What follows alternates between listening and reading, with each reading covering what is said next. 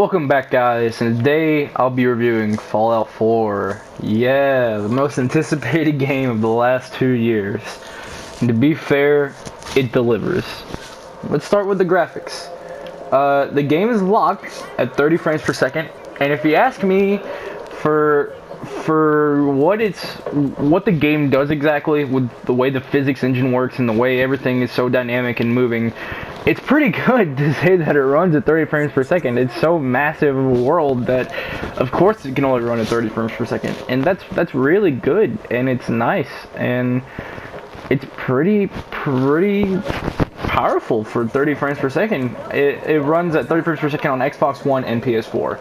I'm not quite sure what the PC specs are, but I know that it runs at 30 on Xbox One and PS4, which is primarily what I play on. So let's talk about the VAT system. VATS is essentially not non-existent, but it's been dulled down a little bit, in the sense that you don't have to use it to not get wrecked by an enemy mob. You can play without it and be just fine. You can play it like an FPS and not even pay attention to VATS, but VATS can save your life if you know how to use it correctly. So what they've done is they've essentially changed the way VATS crit system work. And once again, the loading screen, I'll show you what I'm talking about. But it pretty much has made it more of a luck thing, which it was a little bit of a luck thing in Fallout 3, you know, a luck to get a crit. But at the same time, it's not so much a luck that you need to spend a good amount of skill points to even get crit 50% of the time to work. And what I mean by critical hit is it's your ability to do, like, I think it's twice the damage just out of a lucky hit to a critical part of your opponent's body or whatever you're shooting. So what I mean by the critical bar is down at the bottom under where the guy is, it says a crit and it's a bar. So right now my crit bar is full because I haven't got any criticals or used any chance to get a critical. But if I target him, which it won't let me do because I don't have any AP, go figure. But if I target him and I put one on him, the crit bar will go down a little bit. Now if I use all of it, the crit will go all the way down because I'm pretty much going to use up all the crit I have to even hit him with. So in a sense, it's very hard to even get a critical without spending skill points now. And I kind of like it because it makes the game more yours than anything else. Let's talk about your skill points and the way skill points work. The way skill points work are, well, give me a second. I'm sorry. There we go. The way skill points work, just like every other Fallout, you'll put skill points in strength, perception, endurance, charisma, intelligence, agility, and luck. And then from then on, you can unlock whatever you need. In my specific case, I put a good amount of points in luck at the start, and from then on I put a lot in intelligence, perception. Why? Because locksmith, trust me, comes in handy, and hacker. You need both of these to really access half of the world. I would suggest going straight for them as soon as you start playing the game. Everything else, you can really tailor make to what you want to do, in the sense that, like, see here, I've put one in gunslinger, which I wish I would have done now, but I've put two in rifleman because at this point that's what I'm doing. I'm using rifles for the most part. I don't use automatic weapons, and I don't really use pistols. So in a way, you can really tailor make it to play how you want to play. I would really start with core stuff like hacker, gun nut, lockpicking, and then eventually get stuff like life giver, maybe ninja. If you want to be a ninja, go for it. That's all you.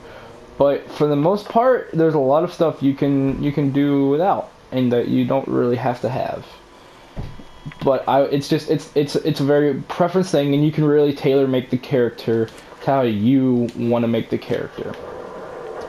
So another great thing about this game is just the environment.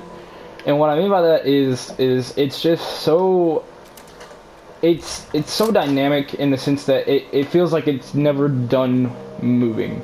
It's always like it's always adapting, and it's always moving around, and Oop, lag spike. And it's always, it feels like it's changing in a sense what you mean. You know it's not, oh. It's always changing even though you feel like it may not be.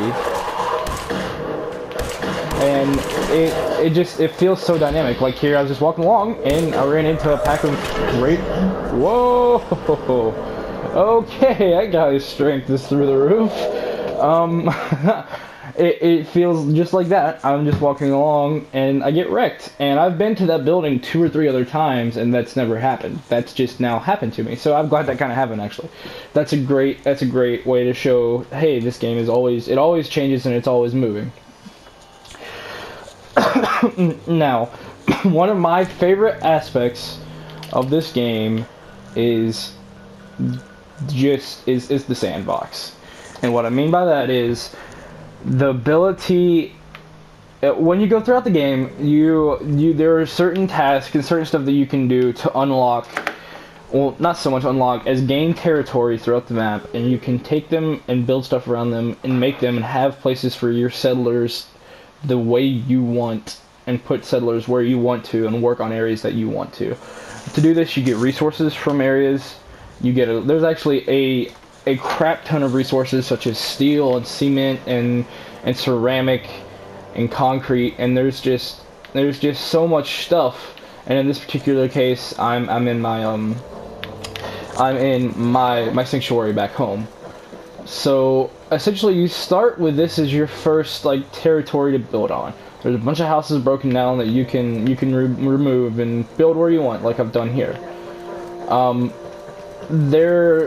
It's a great system, and I love the way it plays. And here's exactly what I'm talking about. You can build structures, you can put furniture in the structures, you can decorate the structures, you have to give yourself power, you have to give yourself defense, which I've clearly done in this particular settlement.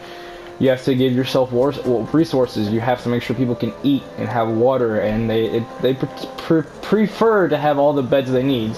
And once you get a high enough charisma, I believe it runs off charisma. Let's see.